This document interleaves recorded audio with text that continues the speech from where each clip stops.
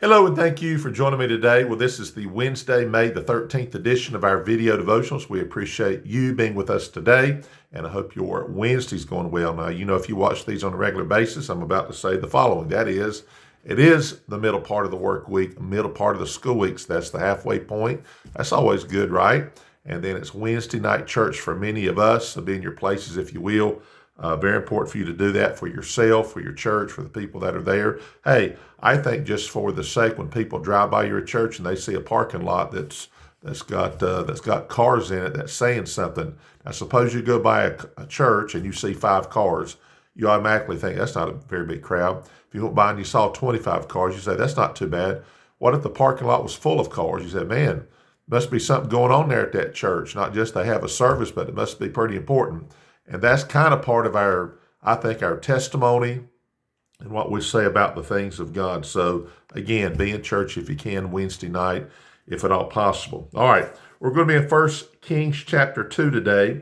Just one verse, verse number 2. Actually, I think I'll read verse 3, kind of give a context here, but otherwise find that if it is your custom to follow along in the Bible. We want to say thank you for watching. Thank you for the comments. Thank you for anything that comes as a way of just acknowledging that you watch these. We appreciate you very, very much, okay?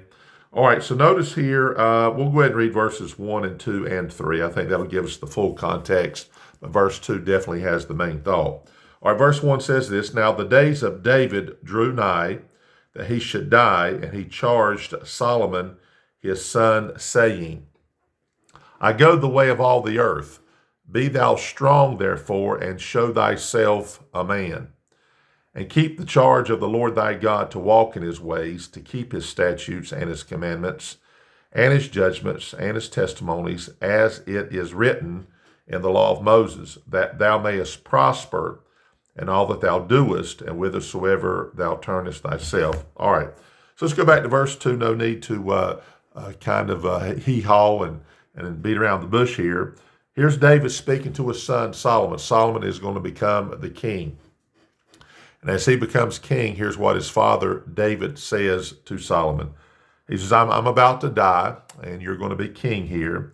He says, be strong, therefore, or be thou strong, therefore, and show thyself a man.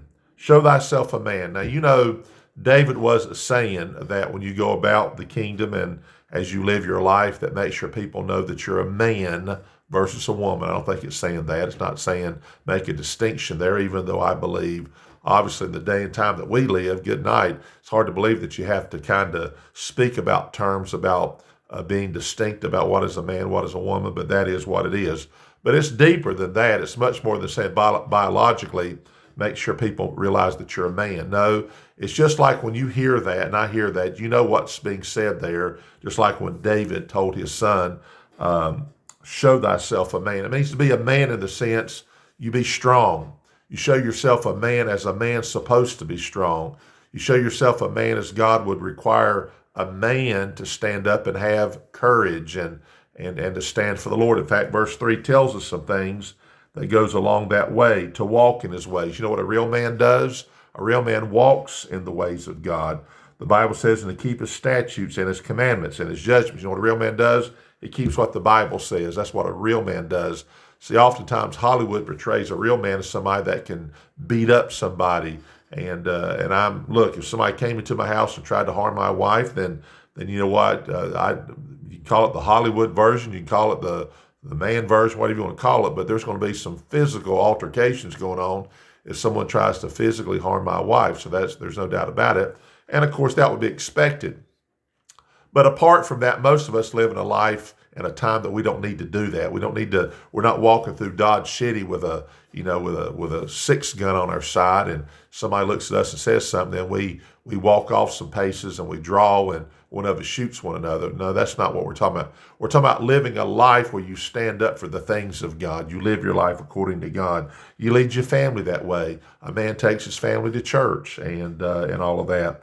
And of course the rest of that. So the point is, someone said not too long ago that one of the problems in our churches is passive men that just come. They're not involved. They don't lead in any way. It seems like the women are leading. I love the women. Women should do what they're supposed to do and love the Lord and all that. I get that. The men that kind of sit in the shadows and let other people lead, or they don't lead at all. When I say lead, I mean they don't stand up. They're just kind of there. And I think the Bible is trying to tell us, as David was telling his son, show thyself a man, do what a man would do. And a man certainly lives for God, stands up and does that sort of thing. So there it is for today. Hopefully that helps you as a man if you're listening to it. And certainly the ladies, certainly they want a man for a husband. They want a man in their life. They get, you get that. So we'll just leave it at that. So otherwise, have a great day, safe day, healthy day. Thank you for watching, and hopefully we'll see you back tomorrow.